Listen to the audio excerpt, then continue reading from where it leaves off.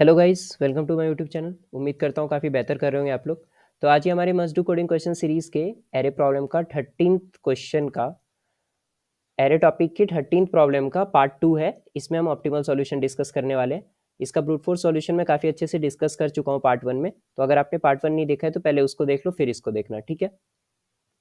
और एक बात कि अगर आप बिगिनर हो और डायरेक्टली वीडियो को देख रहे हो तो वैसे मत करो, प्लेलिस्ट को स्टार्टिंग से फॉलो करो, तो आपका इंटरव्यू प्रिपरेशन काफ़ी अच्छे से हो जाएगा, ठीक है।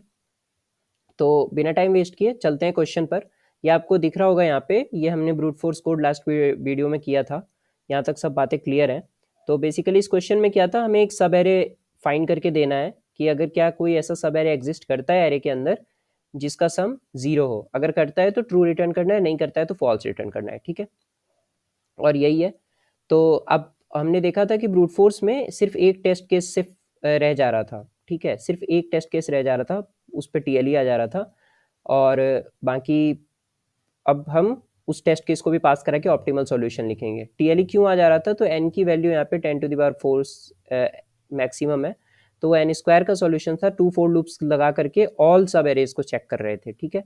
तो 10⁸ जो कि ग्रेटर देन है 10⁷ से, तो हमें टीएलई मिल जा रहा था, पर सिर्फ एक ही टेस्ट केस पे मिल रहा था, ठीक है। आज उसको भी हम डील कर लेंगे। एक चीज हमें कह रखी है यहाँ पर, ये जीएफजी वाले अच्छे से लिख देते हैं, expected time complexity order of N और expected auxiliary space order of N. तो बेसिकली क्या था, ब्रूट फोर्स में टाइम कॉम्प्लेक्सिटी हमारा ऑर्डर ऑफ एन स्क्वायर था और स्पेस कॉम्प्लेक्सिटी क्या था, ऑर्डर ऑफ 1 कांस्टेंट स्पेस।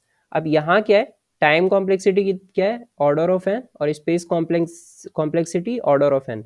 तो बेसिकली ये हमसे ये कह रहे हैं कि देखो भाई, स्पेस थोड़ा यूज कर लो पर टाइम कॉम्प्लेक्सिटी हमें इतना ही ला करके दो। तो मीन्स एन स्क्वायर से कम का होना चाहिए, ठीक है। बोला चलो ठीक है, करके दे देंगे अभी।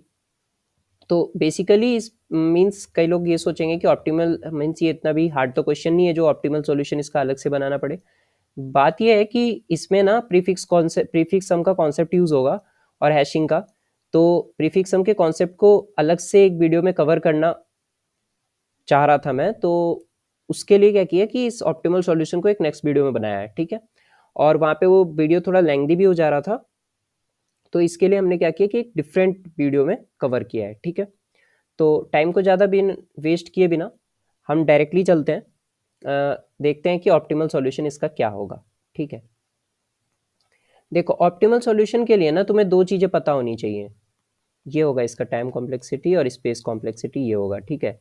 अब देखते हैं कैसे होगा, अभी पता चलेगा। तुम्हें दो चीज़ें आनी चाहिए, hashing plus prefix sum concept, ठीक है। ये दोनों आना चाहिए तुम्हें। हैशिंग में हैश मैप और हैश सेट होता है, ठीक है। देखो, अगर हैशिंग नहीं आता तो मैं वो यहाँ नहीं बताऊंगा, क्योंकि उसके लिए मैंने बहुत सारे वेरिएशंस कवर कर दिए हैं ऑलरेडी।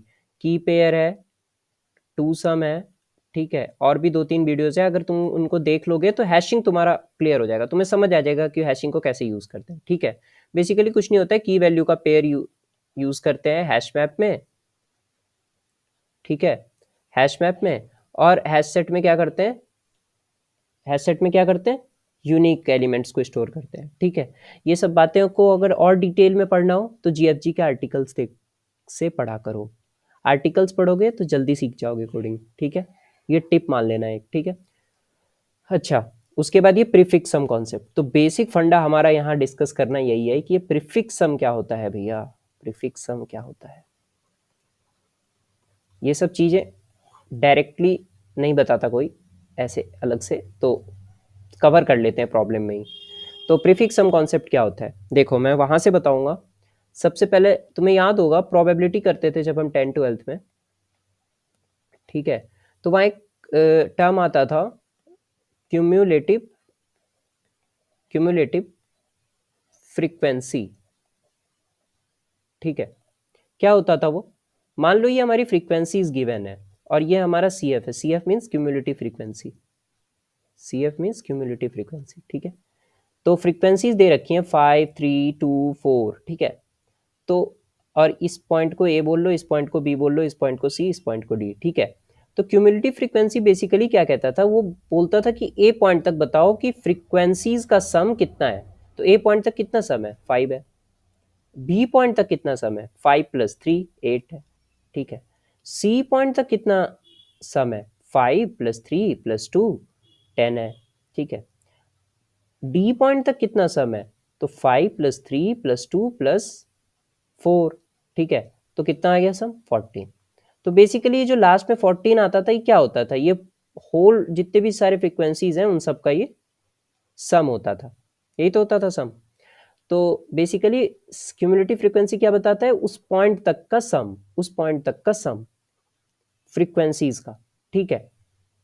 तो अब तुम एक चीज देखो, ये फ्रीक्वेंसी है, ये सी एफ है, 5 3 2 एंड 4, ये ए है, ये बी है, ये सी है और ये डी है, ठीक है। ए तक का मैंने तुमसे कहा, तुमने बता दिया इजीली 5। बी तक का मैंने तुमसे बोला तो तुमने क्या किया, 5 + 3 8, बिल्कुल ठीक। अब मैंने सी तक का कहा तो तुमने क्या किया, 5 + 3 + 2 10, ठीक है। डी तक का कहा तो क्या किया, 5 + 3 + 2 + 4 14। तुमने एक चीज नोटिस की, तुम क्या कर रहे हो, मैं जिस पॉइंट तक का तुमको फ्रीक्वेंसी लाने को कह रहा हूँ, सम लाने को कह रहा हूँ, फ्रीक्वेंसी का सम लाने को कह रहा हूँ, तुम क्या कर रहे हो, मैंने क्या कहा, स्टार्टिंग से लेके उस पॉइंट तक, मींस ए से लेकर के बी तक का, मींस अभी तक का बी पॉइंट तक कितना सम है फ्रीक्वेंसीज का, ठीक है ना। स्टार्टिंग से लेके बी पॉइंट तक का कितना सम है, तो तुम क्या कर रहे हो, स्टार्टिंग से कैलकुलेट कर रहे हो वैल्यू को। 5 स्टार्टिंग में था, फिर +3 हुआ तो 8 आ गया हमारा, ठीक है। फिर मैंने पूछा सी तक का कितना है, तुम स्टार्टिंग में गए 5 + 3 + 2 10 है भैया, ठीक है। तो तुम हर बार क्या कर रहे हो, पहले तुम 5 पे जा रहे हो, फिर मैंने मान लो बी के लिए कहा है तो फिर 5 से तुम 3 पे आए, ठीक है। सी के लिए कहा तो क्या किया तुम, 5 को फिर तुम 3 पे आए, फिर 2 पे आए, फिर तुमको मैंने कहा डी तक बताओ, तो तुम क्या किए, फिर 5 से गए, फिर 3 को लिया, फिर 2 को लिया, फिर 4 को लिया, तो तुमने मुझे फाइनल सम बताया। तो तुम एक चीज देख रहे हो, तुम सी एफ तो कैलकुलेट कर रहे हो पर सी एफ का यूज नहीं कर रहे हो। अब देखो सी एफ क्या बता रहा है, इस पॉइंट तक, ए पॉइंट तक इतना सम है, बी पॉइंट तक इतना सम है, सी पॉइंट तक इतना सम है, डी पॉइंट तक इतना सम है। और तुम क्या कर रहे हो, जब मैं तुम्हें बी पॉइंट तक का सम लाने के लिए कह रहा हूं, तो तुम स्टार्टिंग 5 + 3 करके दे रहे हो, सी पॉइंट तक के लिए 5 + 3 + 2 करके दे रहे हो। तुम ये चीज नहीं देख रहे हो कि ये 5 + 3 जो बी पॉइंट तक के लिए तुमने यहाँ कैलकुलेट कर रखा है, वही 5 + 3 को तुम सी पॉइंट के लिए वापस से कैलकुलेट कर रहे हो। समझ रहे हो बात को, समझ रहे हो, मीन्स जब मैं तुम्हें कह रहा हूँ सी पॉइंट तक के लिए तुम कैलकुलेट करके लाके दो, तो तुम वापस जाते हो, फिर 5 और 3 को ऐड करते हो, फिर 2 को ऐड करते हो, फिर 10 देते हो। डी के लिए कहता हूँ फिर से 5 और 3 को ऐड करते हो, फिर 2 को ऐड करते हो, फिर 4 को ऐड करते हो। मीन्स मैं अगर फिर ई के लिए कहूंगा तो फिर से तुम 5 + 3 + 2 को ऐड करोगे, 4 को ऐड करोगे, फिर तो बेसिकली तुम इस 5 3 जो भी है, मीन्स तुम रिपीटिशन कर रहे हो। देखो तुम्हारे पास 5 + 3 + 2 का सम है सी पॉइंट तक। सी पॉइंट क्या कर रहा है, बेसिकली सी पॉइंट तक का सी एफ क्या बता रहा है, 5 + 3 + 2 का sum, means 5 A B C, means तुम्हारे पास सी तक का जब ऑलरेडी तुम्हारे पास प्री कंप्यूटेड, इस वर्ड को ध्यान दो, प्री कंप्यूटेड सम है, प्री कंप्यूटेड सम है, तो तुम उसको क्यों नहीं यूज कर रहे हो, तुम वापस वापस से क्यों रिपीटिशन करके स्टार्टिंग से सम को कैलकुलेट कर रहे हो फ्रीक्वेंसीज के। नहीं समझ में आई बात, अब समझ में आएगा। देखो ये फ्रीक्वेंसी है, ये क्यूमुलेटिव फ्रीक्वेंसी है, ये 5 है, तो तुमने 5 लिखा सम। क्यूमुलेटिव फ्रीक्वेंसी क्या बताता है, उस पॉइंट तक, तक वाली बात याद रखो, तक कितना सम है टोटल, सम है टोटल, ठीक है। अब देखो तुम क्या कर रहे हो, जब मैंने ए का कहा तो चलो पहला तो समझ में आ रहा है, डायरेक्टली तुमने ऐड किया। बी का जब मैंने कहा तुमसे तो तुम क्या करोगे, ये 3 है, ये 2 है, ये 4 है, सी है, ये डी है, ठीक है। जब बी का कहा तो तुम क्या कर रहे हो, 5 + 3, ठीक है, तो 8 लिख दे रहे हो। और सी पे क्या कर रहे हो, फिर से तुम 5 को ऐड कर रहे हो 3 में, फिर 3 को ऐड कर रहे हो 2 में, ठीक है। 5 + 3 + 2 10। मैं कह रहा हूं कि ये जो सी एफ है इसका क्यों नहीं यूज कर लेते, इसका क्यों नहीं यूज कर लेते, ये CF आखिरकार वही तो बता रहा है, ये 5 + 3 को ऐड करके ही तो आया है। अगर मैं डायरेक्टली CF में, ये CF बेसिकली क्या है, A + B तक का सम है, A to B, ये B तक का सम है, ठीक है। अगर मुझे B तक का सम है पता, यहाँ तक का B तक का सम पता है, तो C तक का सम पता करने के लिए मुझे क्या करना पड़ेगा, B तक का जो सम है, B तक जो सम मिला है हमें, वो CF till B, उसमें क्या ऐड करूंगा, C को ऐड कर दूंगा, तो मुझे क्या मिल जाएगा, CF of C। ठीक है, CF of C मीन्स 8 + 2 करके भी तो 10 आ सकता है, आएगा कि नहीं, वैसे ही तो आएगा, ये 8 ही तो बनेगा। ये 5 + 3 को भी अगर तुम स्टार्टिंग से ऐड करते तो भी तो 8 ही बनता, तो उसमें ही तो C ऐड कर रहे हो। तो मैं कह रहा हूँ वापस से रिपीटिशन 5 मीन्स वापस से 5 3 को वापस से ऐड करके देखने से, बार बार देखने से, तो ये डायरेक्टली अच्छा है कि CF हमें पहले से हमने प्री कंप्यूट करके रख रखा है। A के लिए बोला 5 है, B के लिए बोला तुम गए 5 + 3 किया तुमने, चलो अच्छी बात है, ठीक है। C के लिए बोला, फिर तुम क्या करने चले गए, 5 + 3 + 2 8। अरे भाई, जब 5 + 3 एक बार करके मिल गया है, वापस से 5 + 3 क्यों करते हो, डायरेक्ट इसकी वैल्यू को प्री कंप्यूट करके कहीं रखो, प्री कंप्यूट कर रखा है हमने, इसको स्टोर करो कहीं, इसको स्टोर करके रखो, वहां से वैल्यू लो, वहां से value low, CF of B, उसमें ऐड करो 2, तो डायरेक्ट तुम्हें आंसर मिल जाएगा CF of C। ठीक है, तो यहीं से आता है हमारा प्रीफिक्स सम का कॉन्सेप्ट। ठीक है, प्रीफिक्स सम का कॉन्सेप्ट देखो, तुम और कहीं जाके पढ़ोगे, तुम्हें ये तो बता देंगे लोग कि एरे बना लो, यहाँ तक का सम इतना हो गया, यहाँ तक का सम इतना हो गया, वैसे करके प्रीफिक्स सम हो जाता है। ठीक है, तुम्हें कोई ये नहीं बताएगा कि हो कैसे रहा है इंटरनल वर्क।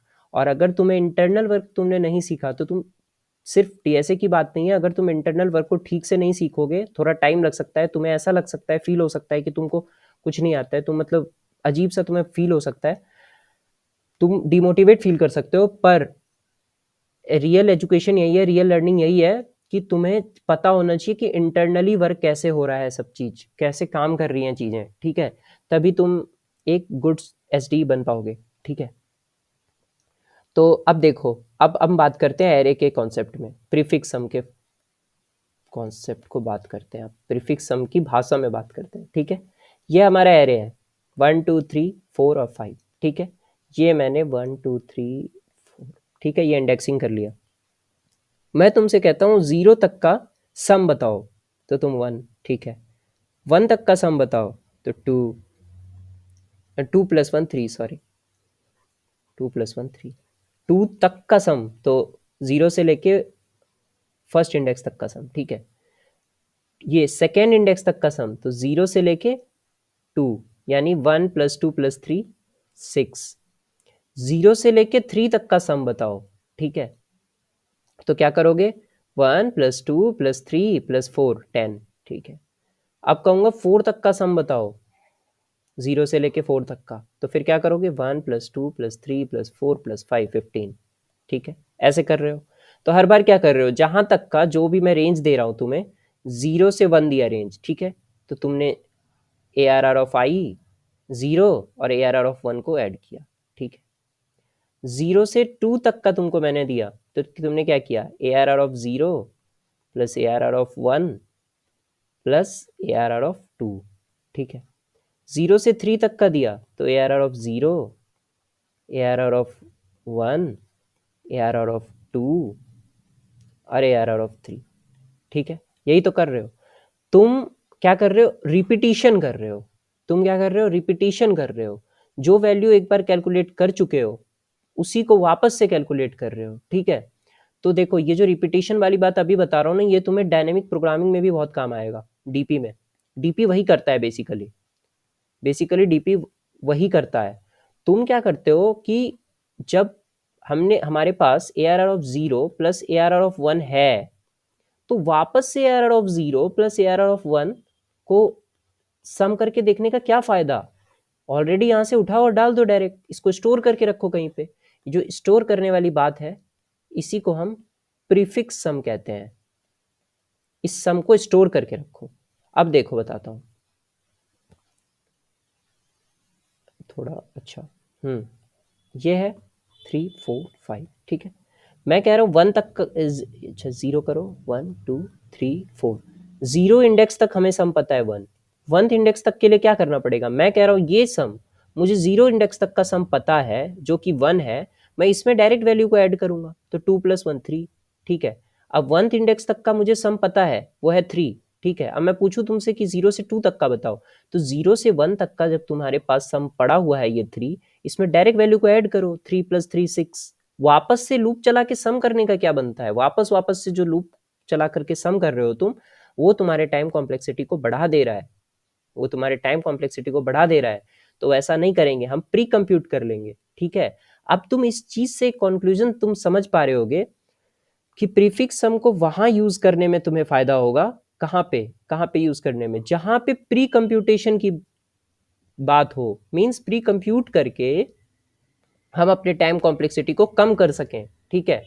जहाँ की हम एक एक हर बार लूप चला रहे थे 0 से 1 तक, फिर 0 से 2 तक, फिर 0 से 3 तक, ठीक है। ऐसा अगर मैं रेंज दे रहा था तुम्हें, तो हर बार जो, जबकि 0 से 1 तक कैलकुलेटेड है, उसमें +2 कर दें, 2 सेकेंड इंडेक्स वाले एलिमेंट को ऐड कर देंगे तो हमें मिल जाएगा आंसर। लेकिन हम क्या कर रहे हैं, फिर से 0 1 2 को ऐड कर रहे हैं, रिपीटिशन हुए जा रहा है। तो रिपीटिशन जब हुए जा रहा होता है तो एक बार प्री कंप्यूटेशन के बारे में सोचना चाहिए और उसी से प्रीफिक्स सम के बारे में सोचना चाहिए, ठीक है। तो इसी से अब तुम फ्रीक्वेंसी वो प्रीफिक्स सम का फॉर्मूला भी बना लोगे, ठीक है। प्रीफिक्स सम का बेसिकली क्या फॉर्मूला होता है, ठीक है। बेसिकली प्रीफिक्स सम का फॉर्मूला होता है, प्रीफिक्स सम अगर आई तक मीन्स 0 1 2 3 4, देखो प्रीफिक्स सम 0 जो होता है ना, प्रीफिक्स सम 0 जो होता है वो तो सिंपल है, वो तो तुम्हें पता ही होगा कि पहला वैल्यू होता है, तो ARR उसको छोड़ दो। Prefix sum i means i equals to 1 से स्टार्ट करो, ठीक है। ये क्या होगा 2 तक के लिए क्या, तो प्रीफिक्स सम आई -1 मीन्स 0 तक का मुझे पता है, ठीक है। वही हुआ आई -1 मीन्स अगर आई हमारा 1 है तो आई -1 0 होगा, 0 तक का पता है। उसमें हम क्या ऐड करेंगे, अपना करंट वैल्यू यानी ARR ऑफ आई, इसी से बनता है प्रीफिक्स सम का फॉर्मूला, ठीक है। अब आते हैं क्वेश्चन पे, ठीक है। क्वेश्चन क्या है, क्वेश्चन कह रहा है कि तुम सब एरे बताओ विद 0 सम, यही है। ऐसा सब एरे अगर है तो ट्रू रिटर्न करो, वरना फॉल्स रिटर्न करो, ठीक है। तो देखो मैं तुम्हें बताता हूँ, ये जो है 4 2 -3 1 एंड 6, यही हमारा टेस्ट केस 4 2 -3 1 एंड 6, ठीक है। अब देखो सब एरे जो है मैंने समझा रखा है, सब एरे ये भी है, ये भी है, ये भी है, ऐसे ऐसे करके सब एरेज हैं, ठीक है। अब मुझे बताना है कि कौन सा सब एरे है जो 0 सम का है, अगर है तो उसको ट्रू रिटर्न कर देना है, नहीं है तो फॉल्स रिटर्न कर देना है। सब एरे का 0 सम होने के लिए ना, ये चीज याद रखना, सब याद रखने की बात नहीं, ये भी समझने की बात है, पर तुम अभी के लिए याद भी रख सकते हो अगर तुम्हें नहीं समझ में आया है बात तो। सब एरे के 0 सम होने के लिए 2 कंडीशंस हैं, क्या, एक तो सब एरे का सम हमने कैलकुलेट किया, ठीक है, कि सब एरे का सम कैलकुलेट किया और वो डायरेक्टली 0 मिल गया, ठीक है, डायरेक्टली 0 मिल गया। दूसरा क्या हो सकता है, दूसरा ये हो सकता है पहले कभी वैसा ही सब एरे सम मिला हो, मीन मान के चलो अभी मुझे 5 मिला, ठीक है। रुको इसका लिख देते हैं यहाँ पे 4 2 -3 1 एंड 6, इसका इसका प्रीफिक्स सम लिखो, ये कितना होगा 4, ठीक है। 4 2 6 6 -3 3, ठीक है। 3 + 1 4 4 + 6 10, ऐसे प्रीफिक्स सम कैलकुलेट करते हैं। ये तो तुम समझ चुके हो कि अब प्रीफिक्स सम में तुम्हें कभी प्रॉब्लम नहीं आएगा, प्रीफिक्स सम ऐसे कैलकुलेट करते हैं। अब देखो मैं क्या कह रहा हूँ, तुमने जब ये क्या बता रहा है, ये प्रीफिक्स सम क्या बता रहा है, यहां तक के सब एरे का सम, फिर ये 6 क्या बता रहा है, 0 से लेके 1th इंडेक्स तक के एरे का सम, मीन्स सब एरे का सम, ठीक है। कंटिन्यूअस रहता है सब एरे, ये पता है तुम्हें। अब मैं 0 से लेके 2 तक के सब एरे का सम कहूँ तो वो कौन बता रहा है? ये वाला बंदा बता रहा है 3, ये प्रीफिक्स सम बता रहा है हमारा, ठीक है। प्रीफिक्स सम क्या कर रहा है? क्यूमुलेटिव फ्रीक्वेंसी का काम कर रहा है, जो वहाँ फ्रीक्वेंसी में क्यूमुलेटिव फ्रीक्वेंसी काम करता था वही, कि सेकेंड इंडेक्स पॉइंट तक बताओ कि सारे एलिमेंट्स का सम कितना है, तो वो 3 है। थर्ड इंडेक्स तक बताओ सारे एरे के एलिमेंट्स का सम कितना है, 4 है। फोर्थ इंडेक्स तक बताओ सारे एलिमेंट्स के एरे का सम कितना है, 10 है। समझ गए होगे बात को, ठीक है।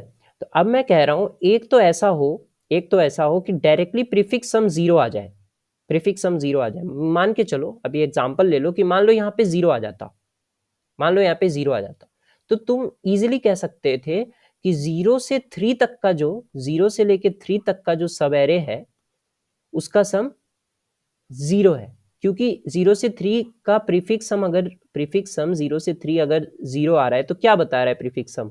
0 से 3 तक के सब एरे को ही तो बता रहा है कि उसका सम कितना है। वो अगर 0 आ रहा है तो डायरेक्टली ट्रू रिटर्न कर सकते थे। तो ये एक कॉन्सेप्ट हुआ, ये एक बात हुई, ठीक है।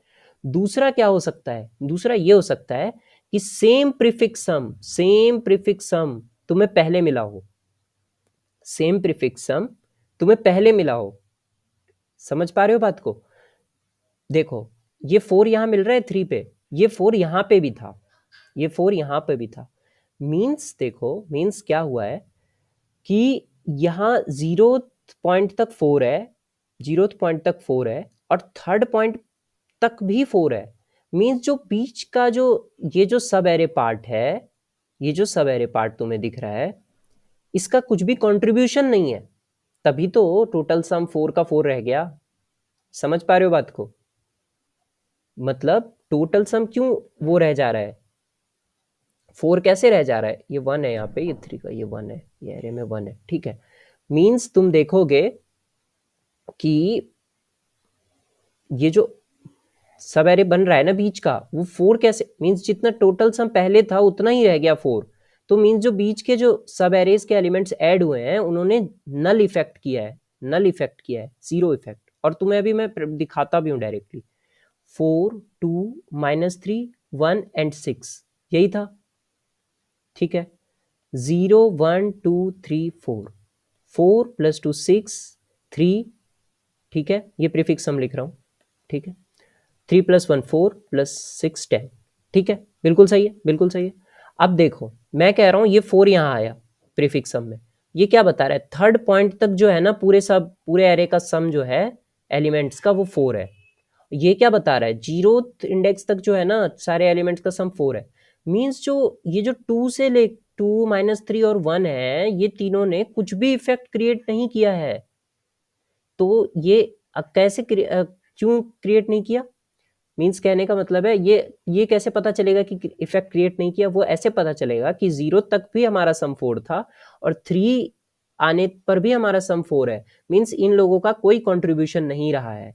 और कोई चीज कब कंट्रीब्यूट नहीं करती है? जब उसका वैल्यू 0 हो। अब ऐड करके देखो, 0 + 1 कितना आएगा? -1 + 1 = 0, ठीक है, ठीक है। तो अब देखो, तो देख रहे हो, मीन्स 0 तक जो सब एरे है 0th इंडेक्स तक उसका 4 है सम, और थर्ड इंडेक्स तक जो सब एरे बना है, बड़ा हो गया है सब एरे, फिर भी उसका सम 4 है। मीन्स बीच का जो सब एरे बना 1 से लेके 3 तक का, उसका सब एरे का सम कितना है? वो 0 है।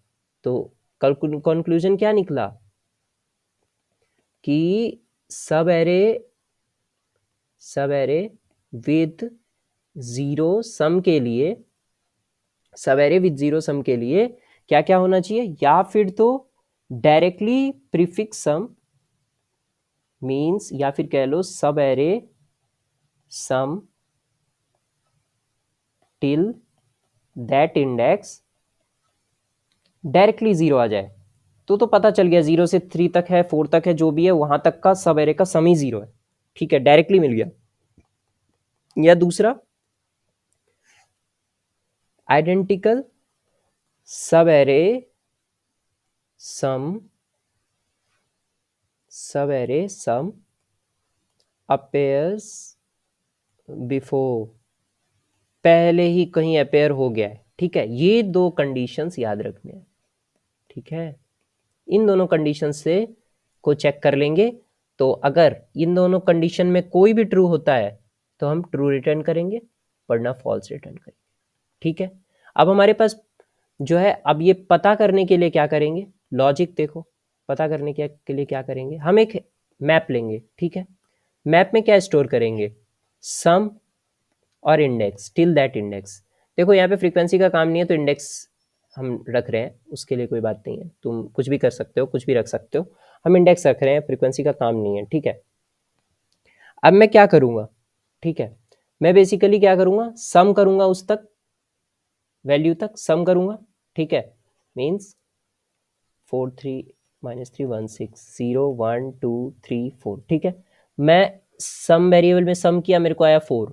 ठीक है, 4 आया, मैं चेक करूँगा क्या मैप में 4 मिला है पहले, क्या मैं ये चेक करूँगा पहले कि ये जो सम है ये 0 के इक्वल है, पहला कंडीशन चेक करेंगे, नहीं, नॉट इक्वल टू 0 है।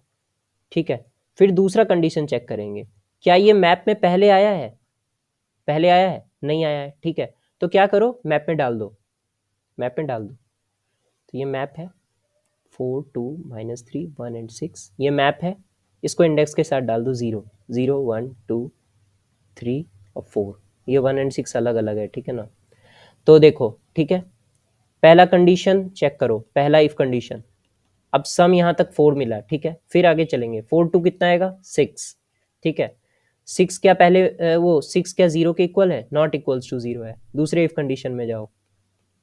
ठीक है, मैप में पहले 6 आया है क्या, मैप डॉट कंटेन्स की 6 पहले आया है क्या, 6 नहीं आया है, तो इंडेक्स के साथ इसको भी ऐड कर दो, 6 1।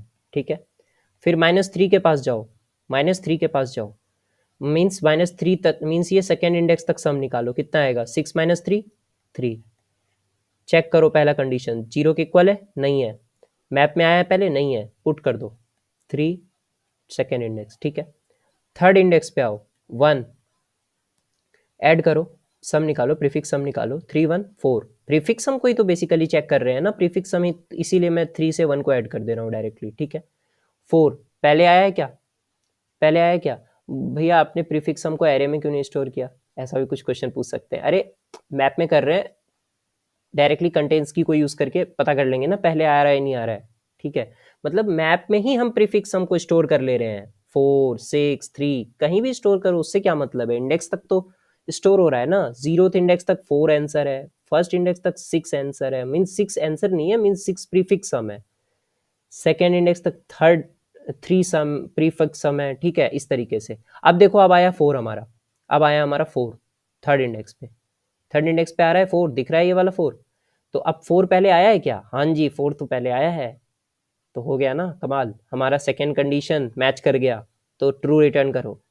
ठीक है, अगर सारा का सारा एरे ट्रावर्स करने के बाद भी अगर हमें कुछ नहीं मिलेगा तो हम लास्ट में फॉल्स रिटर्न कर देंगे, यही था कोड में। ठीक है, अब हमें सिर्फ एक ही लूप चलाना पड़ रहा है, किस लिए लूप चलाना पड़ रहा है, उस लूप में सिर्फ क्या कर रहे हैं, दो कंडीशन चेक कर रहे हैं, और हम अगर वो कंडीशन मैच नहीं कर रहा है तो हम मैप को फिल करते जा रहे हैं, तो बेसिकली एक ही फोर लूप चल रहा है, तो ऑर्डर ऑफ एन हो गया। ठीक है, टाइम कॉम्प्लेक्सिटी। ठीक है, और एक मैप यूज कर रहे हैं तो space complexity order of n हो गया, हमारा कोड ऑप्टिमल हो गया। ठीक है, तो यही था इसमें सब कुछ। ठीक है, इसमें हमने कवर किया है prefix sum concept, prefix sum concept, ठीक है, और सब एरे के जीरो वाले सम के कंडीशंस को कैसे देखना है, कैसे देखना है, दूसरे प्रॉब्लम्स में भी काम आएगा जब सब एरे कर रहे होंगे तो। ठीक है, यही था, जल्दी से कोड लिख देता हूँ, तब जो भी डाउट रह गया होगा वो क्लियर हो जाएगा। ठीक है, देखो ये वाला लूप तो हमारा रहेगा ही, ये वाला जो बाहर वाला फोर लूप है वो तो रहेगा ही, क्योंकि हमें एरे पे ट्रैवर्स करना है। ठीक है, अब देखो मैं क्या करूँगा सिंपली, देखो यहाँ मैं हमेशा जावा में कोड करता हूँ यहाँ पे, पर मैं पाइथन और सी प्लस प्लस का कोड कमेंट बॉक्स में डाल देता हूँ, वहाँ से देख लिया करो। ये मैंने हैश मैप बना लिया। ठीक है, ठीक है, एक मैं सम वेरिएबल बनाऊँगा। ठीक है, सम इक्वल्स टू 0। ठीक है, अब ये सम को क्या करूँगा, sum equals to sum plus, ठीक है, मैं देखो बिगिनर्स के लिए ऐसे करके लिख दे रहा हूँ, sum plus A R R of I, ठीक है, sum plus equals to A R R of I भी लिख सकता था, ऐसे करके लिख रहा हूँ। देखो ठीक है, ये क्या बता रहा है, ये सम बेसिकली क्या बता रहा है, ये प्रीफिक्स सम है हमारा, ये प्रीफिक्स सम है हमारा उस पॉइंट तक, आई इक्वल्स टू जीरो है तो आई इक्वल्स टू जीरो तक का सम है, फिर आगे जब आई इक्वल्स टू वन आएगा तो और वैल्यू ऐड हो जाएगा तो वो आई इक्वल्स टू वन तक का सम दे रहा होगा, ड्राई रन करके देखोगे समझ जाओगे। इफ सम हमारा, अब हम पहला कंडीशन चेक करेंगे, if sum equals to zero है, ठीक है, तो सिंपली क्या करो, मिल गया हमें सब एरे, तो ट्रू रिटर्न कर देना। दूसरा कंडीशन में क्या चेक करेंगे, ठीक है, दूसरे कंडीशन में चेक करेंगे मैप डॉट कंटेन्स की, ठीक है, क्या कौन सा कंटेन्स की, सम, पहले ही मतलब आइडेंटिकल अपेरेंस मिल चुका है इस सम का, तो उस केस में क्या करेंगे, अगर ये ट्रू आता है, देखो लो ट्रू भी लिख दे रहा हूँ मैं, तो रिटर्न कर देना ट्रू, अगर वो ट्रू नहीं भी लिखते तो भी चलता हमारा कोड, ठीक है। अगर इन दोनों में से कोई कंडीशन नहीं काम करेगा तो मैप में पुट कर देना, क्या पुट कर देना, सम उसके इंडेक्स के साथ, ठीक है, वो बेसिकली प्रीफिक्स सम को हम स्टोर कर रहे हैं, ठीक है। देखो कितना सिंपल सा छोटा सा कोड है, ठीक है। और अगर सारा का सारा एरे ट्रावर्स करने पे भी नहीं चला तो बेसिकली फॉल्स रिटर्न कर देना, मीन्स ऐसा कोई सब एरे एग्जिस्ट ही नहीं करता है, ठीक है। तो रन हो रहा है, देखते हैं और सबमिट करते हैं, देखते हैं। पिछली बार एक टेस्ट केस से रह गया था, इस बार वो लास्ट टेस्ट केस भी पास होता है या नहीं होता है। तो कोड चल रहा है हमारा, लास्ट के पास पहुंच गए हैं, ये सारे टेस्ट केसेस पास हो गए। तो बेसिकली यही था इस प्रॉब्लम में, इस प्रॉब्लम को अच्छे से सीख लोगे तो प्रीफिक्स सम कॉन्सेप्ट बहुत अच्छे से समझ में आ जाएगा और आगे सब एरेज के प्रॉब्लम को खुद से अप्रोच कर पाओगे, ठीक है। इसी के लिए थोड़ा वीडियो लेंथी भी होगा तो उसके लिए सॉरी, पर कॉन्सेप्ट तुम्हें समझ में आना चाहिए, यही मेन इंटेंशन रहता है इन वीडियोज़ का, ठीक है। तो इसी के साथ यही कहूँगा, कोडिंग करते रहो, मस्ती करो, फिर मिलेंगे नेक्स्ट वीडियो में, तब तक के लिए हैप्पी कोडिंग, बाय बाय।